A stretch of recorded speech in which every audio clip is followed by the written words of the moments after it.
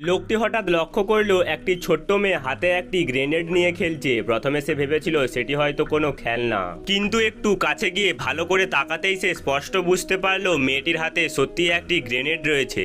গ্রেনেডটি blast হয়ে গেলে কি ভয়াবহ পরিণত হতে পারে তা ভেবে সে আতঙ্কিত হয়ে পড়ল।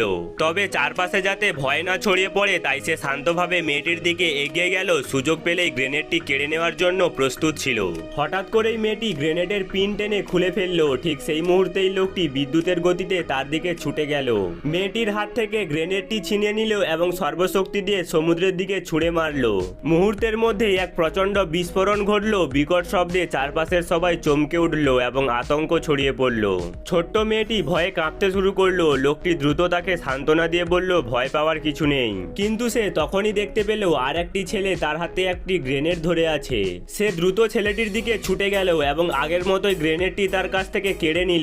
এরপর সেটিকে নিরাপদে সৈকতের বালুর ওপর রেখে দিল। সৌভাগ্যবশত ছেলেটি এখনো গ্রেনেডের পিন খুলে ফেলেনি।